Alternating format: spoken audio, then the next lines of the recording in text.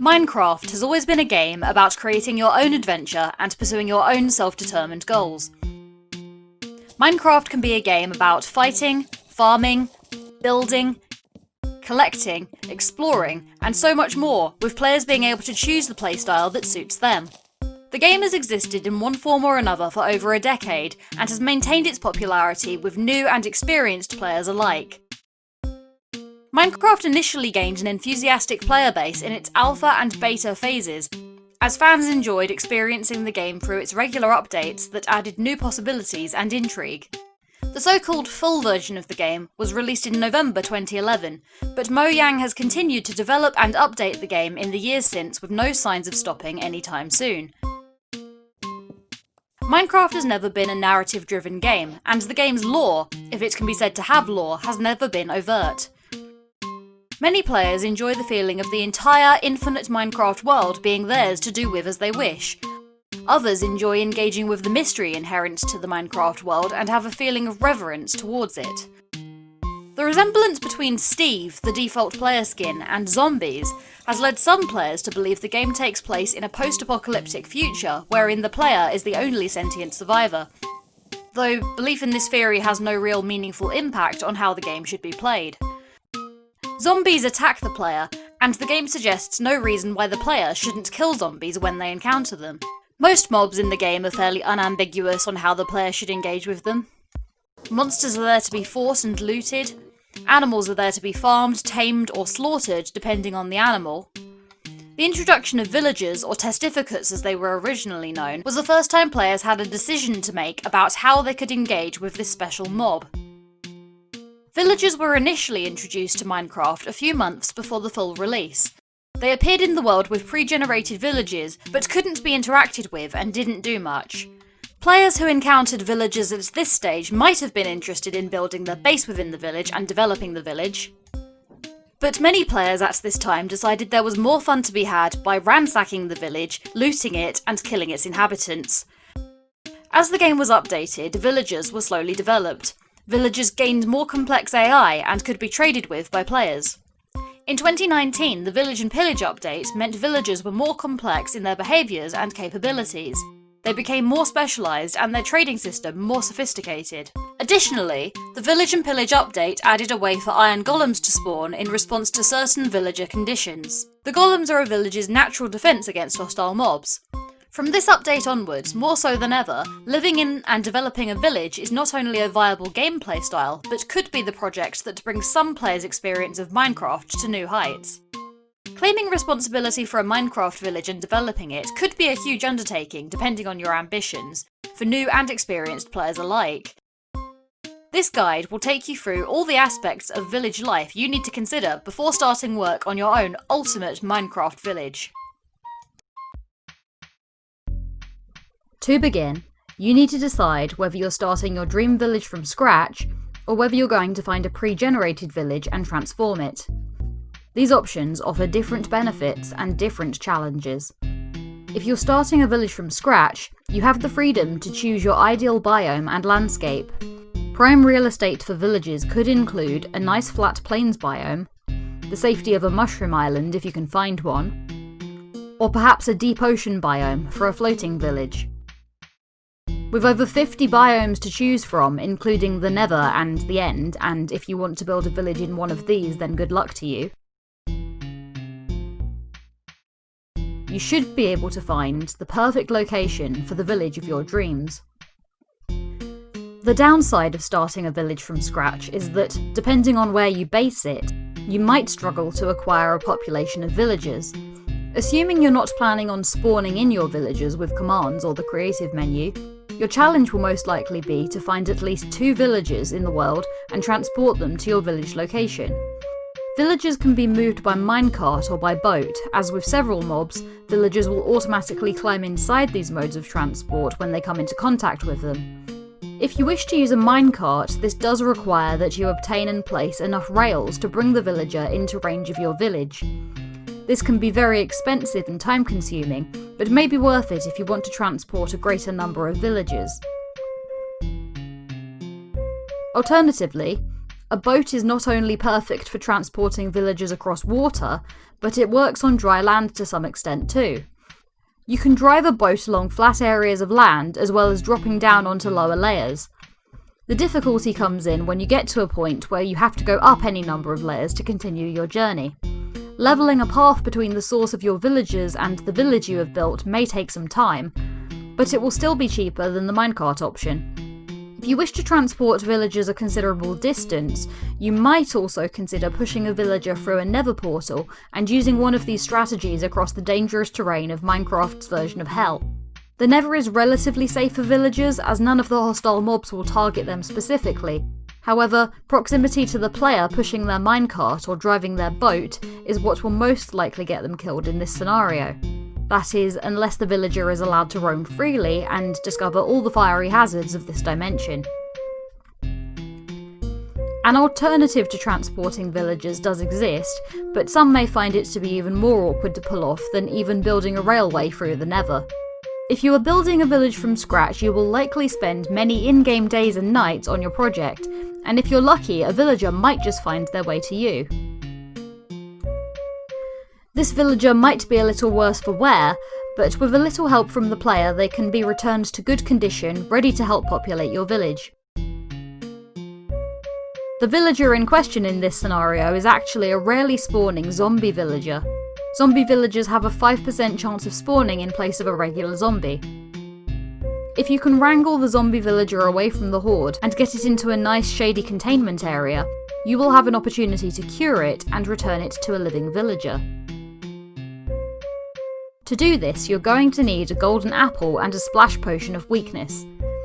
Throw the splash potion at the zombie villager, then feed it the golden apple in the same way you would feed an animal mob.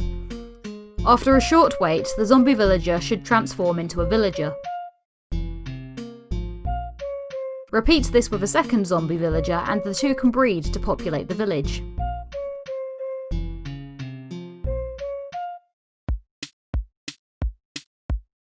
If all that sounds like too much effort, perhaps starting with a pre-generated village is the way to go. That isn't to say that taking over an existing village doesn't come with its own challenges, but the benefits of doing it this way may be enticing, especially if it's your first time settling in a village. Villages generate in 5 biomes: desert, plains, savanna, taiga, and snowy tundra. Each of these biomes offers a set of subjective pros and cons, such as terrain type, weather, access to building materials, unique mob spawns, and aesthetic differences, such as the appearance of the villagers themselves. Taiga biomes tend to have more hills than others. Deserts and savannas usually have flat areas and hilly areas, while plains and snowy tundras are some of the flattest biomes in the game. Plains and taiga biomes experience rain in the way most biomes do, while deserts, savannas, and snowy tundras do not. In deserts and savannas, while it does get cloudy as if it were raining, no rain will actually fall. In snowy tundras, as the name suggests, rain is replaced by snow. While rain or lack thereof may only be of interest as an aesthetic component, snowfall will result in a thin layer of snow forming over nearly every surface in your village, so it's worth considering whether this would cause too much of an inconvenience before moving in. Spruce and acacia woods are abundant in the taiga and savanna biomes respectively, though in taiga biomes the density of the trees may make them more hassle than they're worth if you want to clear space. Deserts contain so much sand you can use it to create your primary building materials without making a noticeable difference to the landscape. Sandstone, glass, and concrete all require sand, and each material can be used in a host of exciting and creative ways. Deserts, taigas, and snowy tundras spawn rabbits, with the different variants of rabbits being more or less common in the different biomes. Foxes and wolves spawn in taiga biomes, which may reduce the appearance of rabbits among other passive mobs, as foxes and untamed wolves will naturally hunt them. Horses and llamas spawn in savanna biomes, and horses also spawn in plains biomes. Snowy tundras spawn polar bears, which are probably the most hazardous animal mob that can spawn in a village spawning biome. Regarding hostile mobs, deserts spawn a variant of zombies called husks, and snowy tundras spawn a variant of skeletons called strays. All biomes which villagers can generate in may also contain pillager outposts. Though these are not as common as villages, they are a considerable threat if they generate too close to the village of your choice. Each of the 5 village-generating biomes will spawn villagers that are functionally identical, but different in appearance. Additionally, jungle and swamp biomes have their own villager aesthetic, though to get villagers with these styles you will have to use the zombie villager conversion method. If you happen to find 2 or more village-generating biomes in close proximity, it is possible that you could connect the villages and mix the populations. Villagers maintain their style even if they cross over into a different biome, and baby villagers randomly inherit the aesthetic of one of the parents, or the biome that they're born in, so mixing villager styles can make for a diverse and vibrant population. Depending on the seed of the world you're playing on, your ideal village could be incredibly easy or insanely difficult to find. Sometimes one biome can contain 2 or 3 separate villages, giving you a few options if you don't like the way the first village you encounter has generated. Other times you'll travel tens of thousands of blocks before you even encounter the biome you prefer, and it only contains 1 village, but you're so bored of searching that you'll settle for whatever condition it's in. As long as the village you find has at least 2 villagers, with enough time and work, you can transform even the most malformed, unfortunate village into the well-populated, uniquely designed village of your dreams. That is, if you're not so unlucky, or perhaps lucky, as to find a rare zombie village. A generated village has a 5% chance of being entirely populated with zombie villagers, and having a unique design that makes it look dilapidated and long since overrun. If the only instance of a village you can find in your preferred biome is a zombie village, all hope is not lost, but you need to move quickly. Inhabitants of a zombie village can be converted into normal villagers using the golden apple and splash potion of weakness method, but you will still need to quarantine the villagers you want to salvage and get them out of the sun. Unlike the zombie villagers that spawn at night, or villagers that are turned during a zombie attack, zombie village residents will not despawn. This means the player has a chance to gather what is needed to revive the undead villager, as long as they aren't exposed to the sun or an iron golem in the meantime. Villagers are passive mobs and have no attack. They have no way to defend themselves from hostile mobs, and their AI isn't yet sophisticated enough to stop them from wandering into hazardous areas. Unless you're pre-building a meticulously designed village before introducing a single villager, there's a high chance that whether you're adopting a village or building one, there will be hazards in the area that need to be villager-proofed to protect your villagers from their own limited self-preservation. Village generation, as with most generation in the Minecraft world, is procedural. This means that villages and terrain generate randomly, but in accordance with a set of rules. This is what gives each Minecraft world a unique and organic feeling layout for the most part, but this is also why we sometimes see strange land formations and hazardous villages. Villages can generate at any height from sea level upwards. If a village does generate partially up a hill or mountain, or over water, a foundation will be placed below buildings, connecting them to the ground.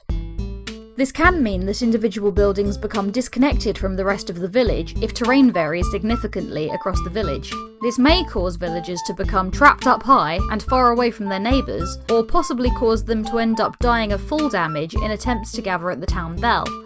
While villagers whose houses generated over water will likely be able to follow wooden paths connecting them to the rest of the village, it is common for villagers to enter bodies of water which they will struggle to get out of. This leaves them vulnerable to drowned attacks from the water, zombie or pillager attacks from the land, and potentially leading them to become stuck under a block and drown.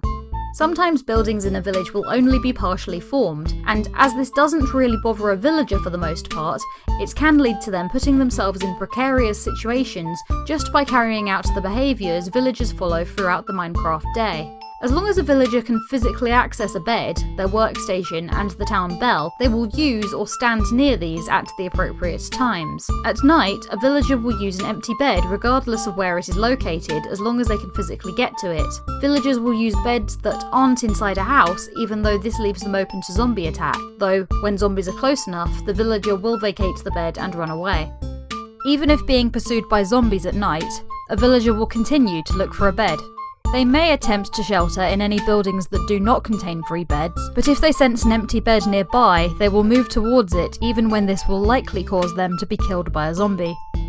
Beside the possibilities for damage and death caused by hazardous terrain, formations such as ravines and above-ground cave openings can cause villagers and iron golems to become trapped and unable to find their way back to the village, or even be noticed by the player for rescue. It's one thing to see your villagers or golems die to mobs or natural hazards, but further frustrating to notice the population of your village declining with no knowledge of the cause. Cave-exploring villagers, at least, have an inclination to be rescued. If the player can create a path, then villagers will return to their normal behaviour and movement as long as they're still in range of the village. Iron golems, on the other hand, only care to be in the vicinity of a village, but do not mind being at the bottom of a pit or a large body of water, as golems do not float nor need air. Iron golems are easily distracted by hostile mobs, so you will likely find them wandering further into caves or patrolling the ocean floor looking for a fight. To rescue an iron golem, the player should ensure there is a path or stairs that the golem will be able to follow. Golems aren't likely to find their way back to safe ground on their own, so the player can use a lead to escort the golem to safety. Depending on the number of golems and villagers around, these solutions may not be worth the trouble in the long run, and so building walls and fences to protect these mobs from their own curiosity may be the best long-term solution. Above-ground cave entrances, as well as overhanging cliffs and nearby forests, can also be cause for concern as the shade they generate can spawn hostile mobs at any time of day.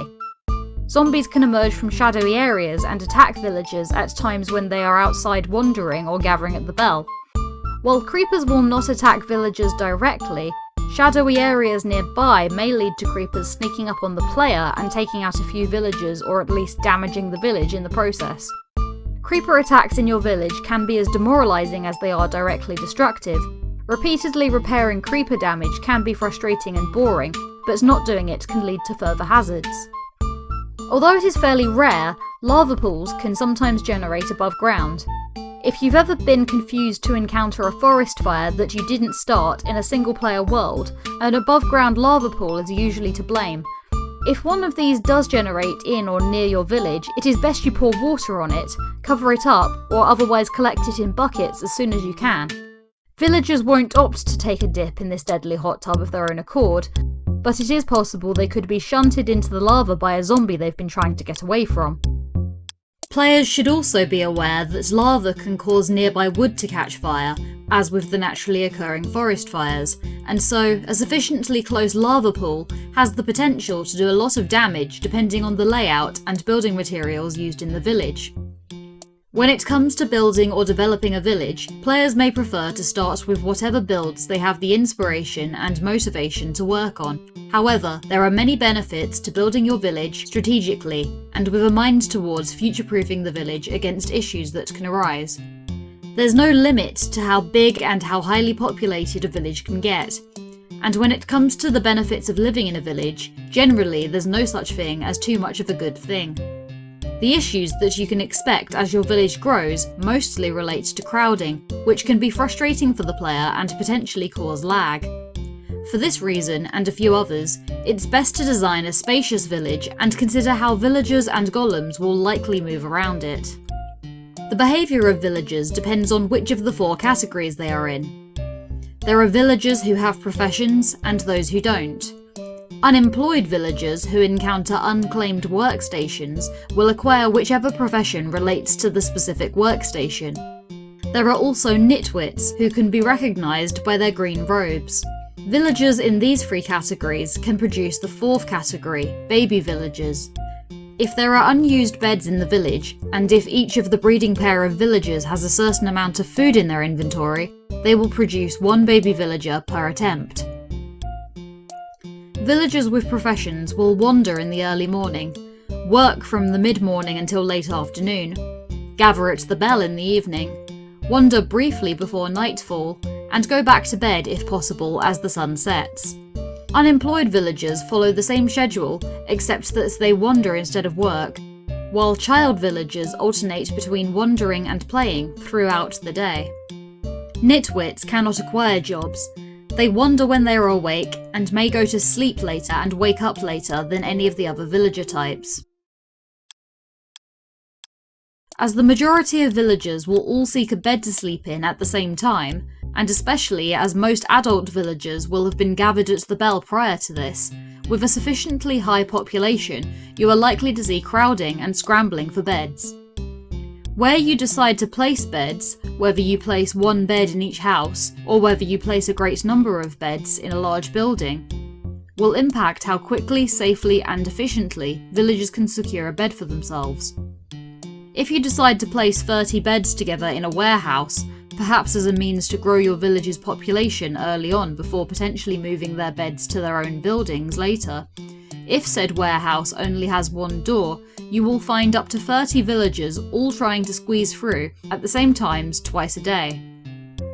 Alternatively, if you build 30 buildings all in a row, you may find the beds closest to the bell fill up quickly, but that villagers are not quick or perhaps able to find their way to the further away houses. There are a number of solutions to the issue of suitable accommodation for your villagers, but village designers may have their own preferences as to what suits the aesthetic of their village. Builders with a preference for organisation may wish to divide their village into districts by profession.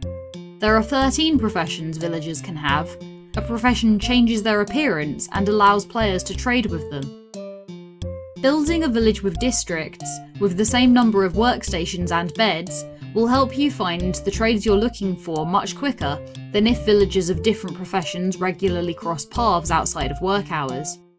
Each district could also have its own town bell if segregating villagers by profession is something you're keen on. While this may mean that what you effectively have is a series of specialised villages, it may be necessary, as villagers can only sense the town bell from about 15 blocks away in any direction. That isn't to say a villager will be unable to find the town bell again if they stray too far away during the day, but baby villagers who are born far away from the bell may never get close enough to be aware of it, and if a town has multiple bells, it is possible that villagers will switch between bells, depending on which one they detect first when it's time to gather. If you're going to build a village with districts, you may want to focus on one district at a time. The benefit of this is that it gives you a chance to level up a set of villagers by trading with them and potentially starting to build up your emerald supply. Each profession of villager starts off as a novice with 2 trades.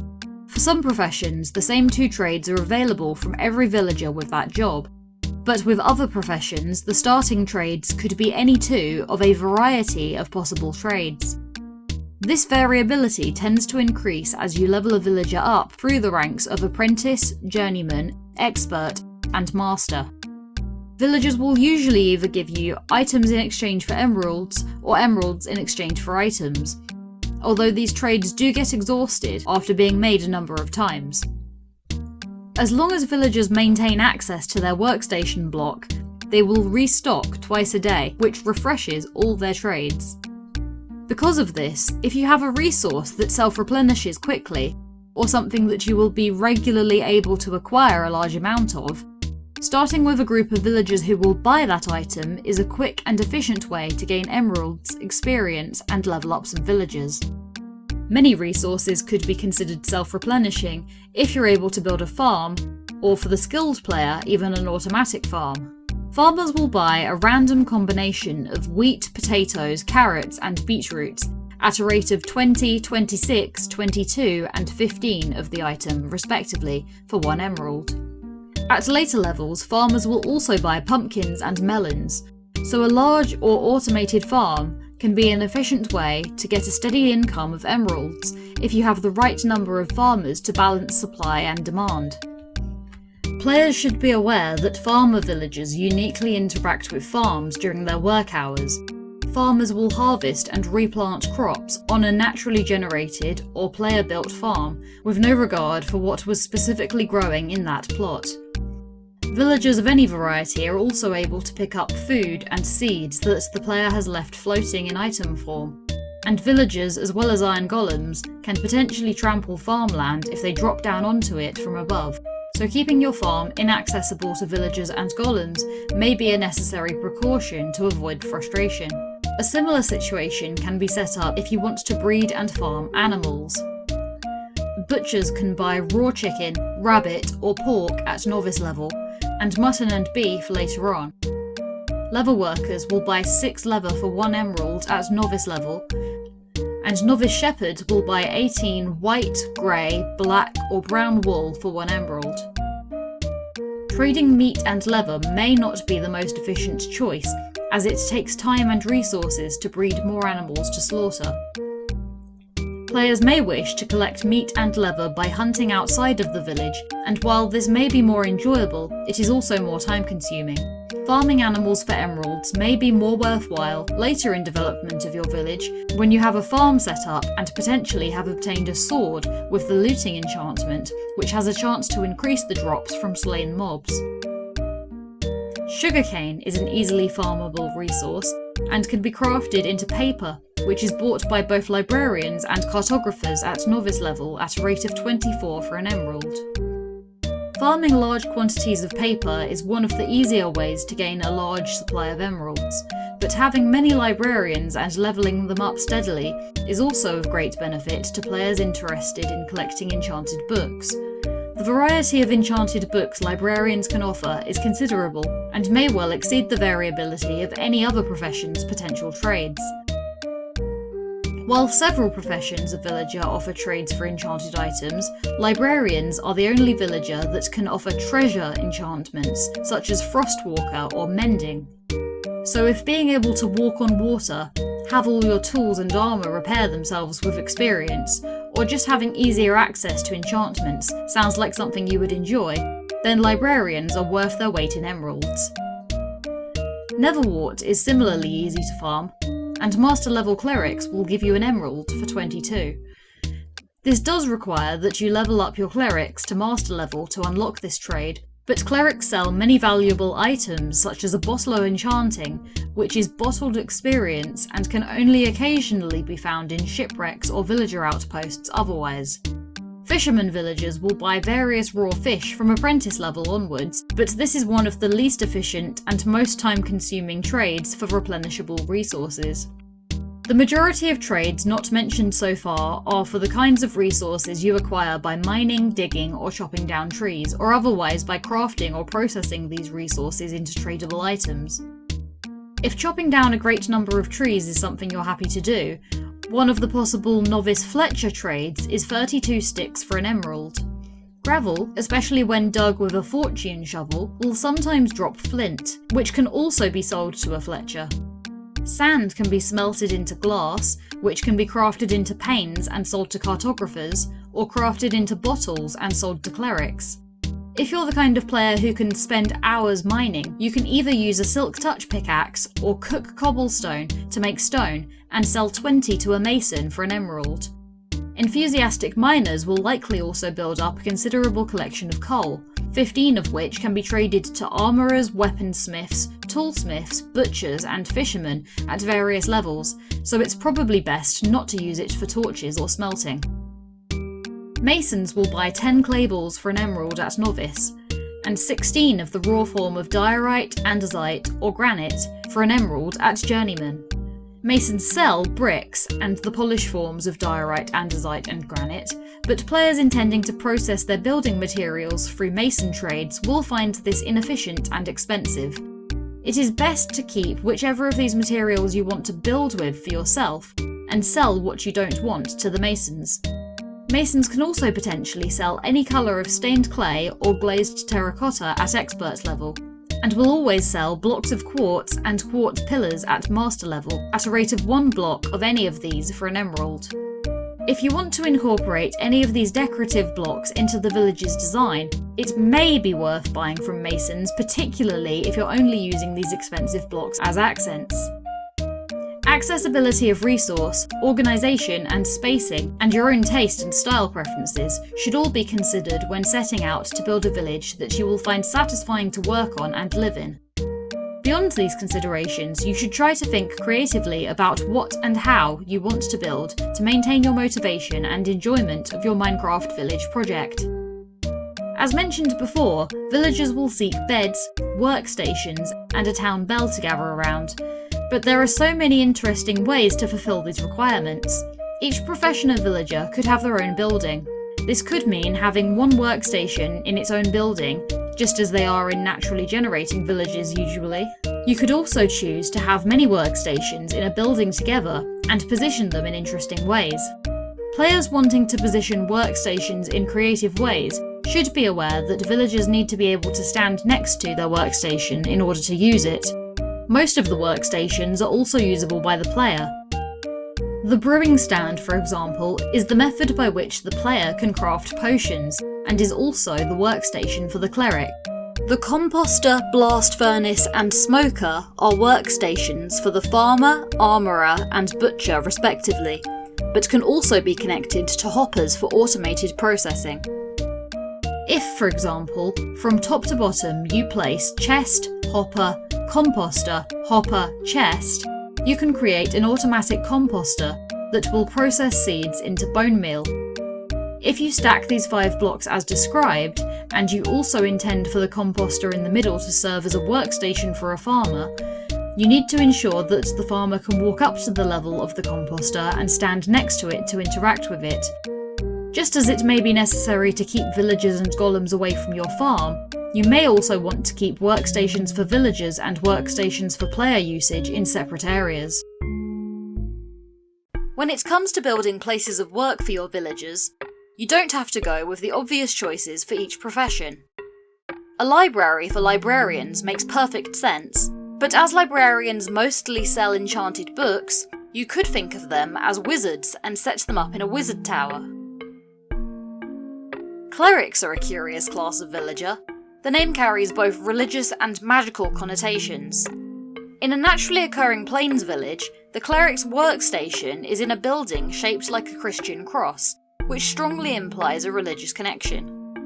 Clerics wear a purple tabard or robe with a golden belt and trim, which can be interpreted as a religious garment, or as a kind of wizard or alchemist robe. The creeper face design on the back hints at some connection to monsters and perhaps dark or unnatural magic. The brewing stand, which serves as a cleric's workstation, is used to make potions by the player, but also resembles beakers and a Bunsen burner. The ambiguity of this profession's aesthetic means that they could fulfill many roles in a village. Clerics could be holy or otherwise spiritual, magic users of any genre or alignment, and perhaps even scientists, or any combination or variation of these that you can imagine.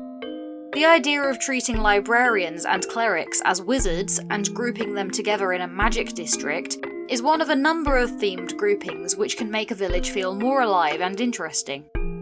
The armourers, toolsmiths, weaponsmiths, fletchers, and leatherworkers have a number of commonalities that make them a complementary group of traders.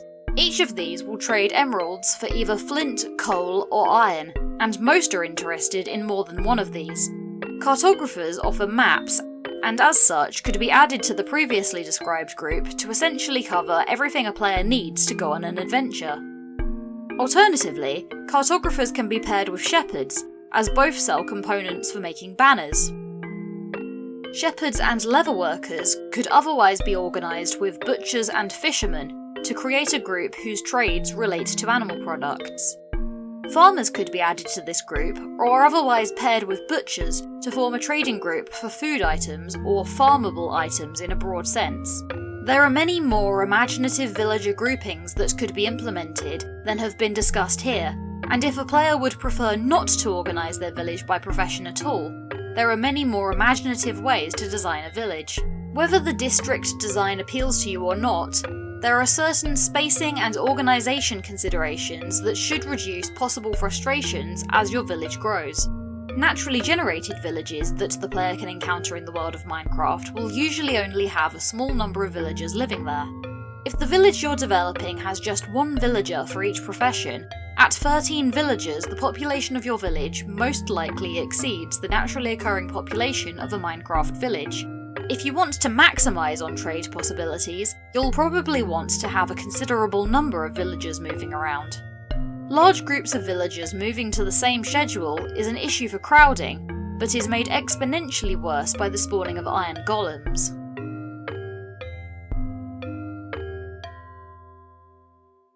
Iron golem spawns are triggered by villagers in a couple of different ways. One way is through gossiping, whereby two villagers who have worked and slept within a certain amount of time will summon a golem if there is not one nearby. Other than this, an iron golem may spawn if a villager is in panic mode, which they will be if they are being pursued by a hostile mob or have taken damage in some way. While iron golem spawning is not directly related to the number of villagers, the higher the population of your village, the more chances there will be for the spawning criteria to be met.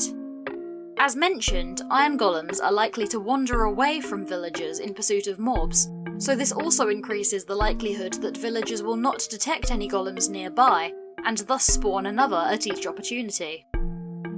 Your main options for dealing with this issue are either designing your village so that golems can't move too far away from where they have spawned, or recycling excess golems if you aren't the type to get emotionally attached.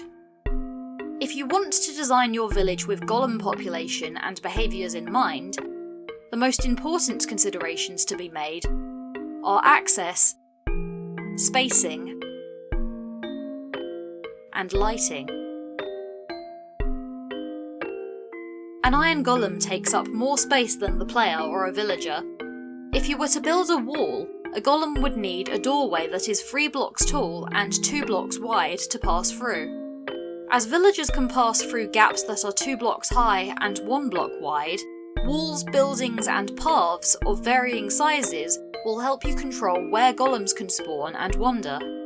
As one of the ways iron golems can spawn is in response to gossip, which occurs when villagers gather at the bell, fencing or walling off the area around the bell should ensure that once a golem has spawned in the area, it will prevent further golems from spawning.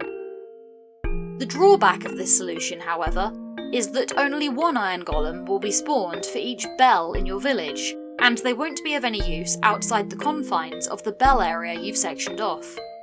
An alternative would be to wall off the outer limits of the village, or at least wall off sections larger than just the immediate area surrounding the bell. Limiting the space golems have to roam around in will mean that the number of golems spawning should stay roughly in proportion, though there are still other factors that can affect the golem population. Keeping your village well lit, both inside buildings and in all outdoor areas, is key to the safety of your villagers and preventing excessive golem spawns. Panicked villagers can trigger iron golems to spawn, but also a concentration of hostile mob spawns in one area can cause your golems to gather in one part of the village, possibly causing more gossip spawns if this has resulted in no golems being near the bell at gathering time. Another way hostile mobs can cause your golems to gather in one place is if there is a cave system, or even a dungeon with a mob spawner below the village. Iron golems can see through solid blocks, and as such may become fixated on a hostile mob they have no way of getting to and thus remain in one place staring through a wall or floor. If your village is well organised and well lit, with broad paths, evenly distributed population and strategically divided up sections, you should find that iron golems spawn in reasonable quantities and roam around the area they spawn in. Depending on the sizes of your buildings, which is to say how high the ceilings are and how large the doorways are, it is possible that an iron golem will spawn inside a building which was not intended for them and which they are unable to leave. This is possible, but not highly likely if every effort has been made to regulate iron golem spawns, and if it does happen, it should be infrequent enough that breaking them out isn't too much of a hassle. There is an alternate approach to dealing with iron golem spawns that may better suit players who don't get too attached to their NPCs. If you don't want to be overrun with golems, but you also don't want to organise your village around them, you might consider farming them for iron. When an iron golem dies, it drops between 3 and 5 iron ingots. Though at a cost of 36 ingots to create your own, there's no profit to be made in recycling golems unless they have spawned in a village. Killing iron golems manually, as you would any other mob, is the fastest way to cull the excess population, but killing a village's iron golem has serious repercussions for your reputation with the villagers. The reputation mechanic primarily comes into play when you trade with villagers. If you have a certain level of positive reputation, you get a slight discount, and if you have a certain level of negative reputation, you suffer a slight price increase. Killing an iron golem deducts 10 points from a player's reputation, and at -15 reputation, the village's remaining golems become hostile, so killing more than one golem without restoring some reputation will likely lead to you having to kill every golem in partial self-defense. Reputation can only go as low as -30 and as high as 30. So even if you kill 6 or more golems, you will only have to recover 16 reputation points to stop any surviving or later spawning golems from attacking you. Trading with villagers and levelling them up raises your reputation between 1 and 4 points depending on their level and the specific trade. Saving a village from an illager raid raises your reputation by 10 points. But these require a randomly spawning pillager patrol to occur and be dispensed with in order to trigger. As there are limited means of improving your reputation with a village, manually killing golems for their iron drop will not be worth the time and effort for a lot of people, particularly anyone who is already involved with their village's economy. If you're the inventive type, or use a specialist guide, you can find ways to trap and kill golems using redstone contraptions and perhaps even hoppers to automatically collect the drops. If you're up to the challenge of this method, you may end up with a steady income of iron ingots and regulation of your iron golem population, while you focus on developing the village. If you've been making a mental checklist as you follow this guide, it probably amounts to something like villagers' housing, villager workplaces, meeting spots with town bells, farms, manual or automated, and infrastructure such as paths and walls. You may also have considered the aesthetic of your village, perhaps inspired by location, available materials, or the villagers themselves. While what has been discussed here so far accounts for the essential and recommended features of a village, the variety of things you can build does not need to be limited to only what villagers can make use of. Villagers spend a small part of their day wandering, so if you have parks, gardens, a pond, or a hedge maze incorporated into the layout of your village, you will likely see some villagers in these areas at least once a day. Baby villagers will run around together and are able to fit through a gap of 1 block, so you could provide them with an adventure playground with secret passages only they can access. Your village may be your main project, but assuming you're putting some time aside to explore the world and go on adventures, there are plenty of rare materials and loot that can be brought back and displayed in the village. If you take on an ocean monument and swim away victorious, you may as well fill your pockets with prismarine and use it to build an aquarium, or a swimming pool back at the village. If you encounter any of the rare or biome-specific animal mobs, you could build a zoo, or a more spacious alternative, for them to live in the village. Most animal mobs can be attached to a lead, or will have an item which can be held by the player which will cause the animal to follow. Animals like wolves, horses and llamas that serve functions for the player could each have their own kennels or a stable. If transporting animals, villagers or yourself with rails has been necessary in the development of the village, or if you just enjoy the idea of it, 1 or more train stations can be built. Similarly, rails can be used to build a roller coaster, which could have a place in your village. If you want easy access to the Nether from your village, you can dedicate a building to housing your Nether portal. It is best to secure your Nether portal so that villagers will not accidentally wander in. Before the recent 1.16 Nether update, iron golems wandering into the Nether from the village could cause the player some stress, as they would attack zombie pigmen on sight and cause the surviving pigmen to become hostile to the player. Since pigmen were replaced with piglins and zombified piglins, this has been less of an issue. Iron golems still attack piglins and zombified piglins on sight, but this does not make them aggressive to the player. Having an iron golem near your Nether portal to guard against hostile mobs coming through from the Nether may be worth considering. However, if your Nether portal connects to an area of the Nether with piglins with whom you might want to trade, you should be aware that if the iron golem goes into the Nether, it will likely be able to take out most or all of the piglins in the area. Besides taking measures to prevent villagers wandering, if you want villagers to wander into buildings that are not specifically built for them, you can use additional town bells to draw them in. If your village has a large population, having many gathering points can be a good way to space them out. If a bell doesn't fit the design of a given building, but you would like to see villagers visiting it, encasing the bell in a ceiling, wall or floor shouldn't limit its functionality other than that you won't be able to click on it to make it ring. If you enjoy combat in Minecraft, you could build yourself a battle dome. This could include toggleable lights, which invite hostile mobs to spawn at the flip of a switch.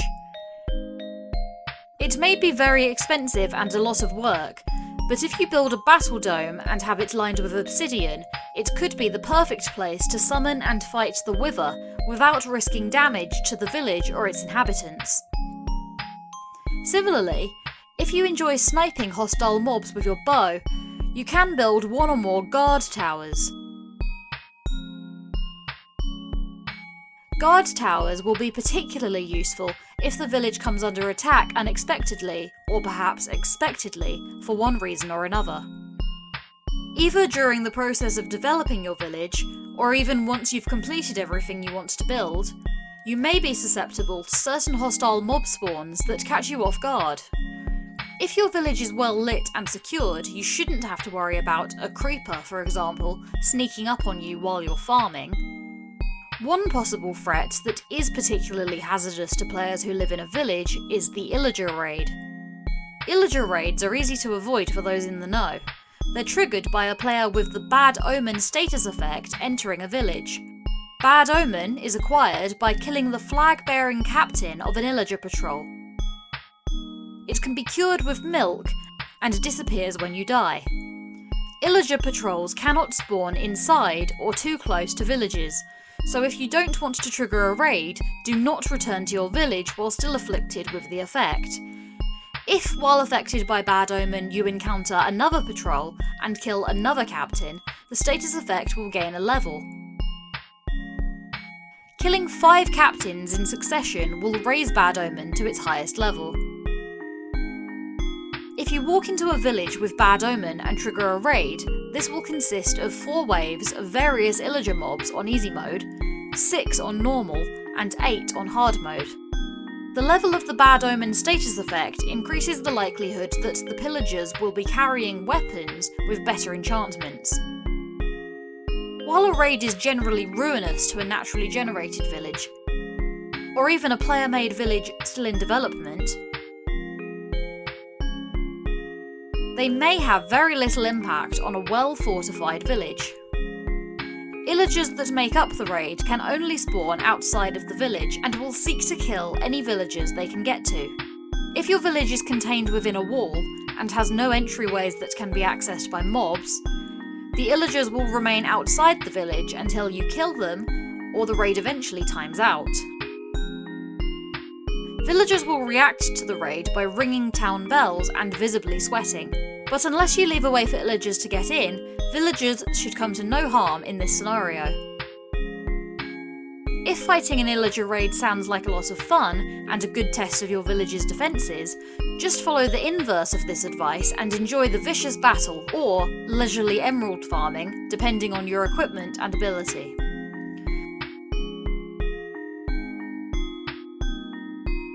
Hopefully this guide has given you a good amount of inspiration and knowledge to help you develop a vibrant and functional village.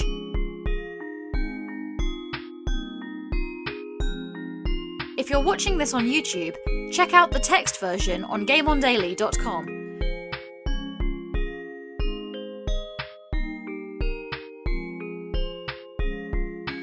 If you think there's anything left to add, or if you have any questions, leave a comment here or on Game On Daily.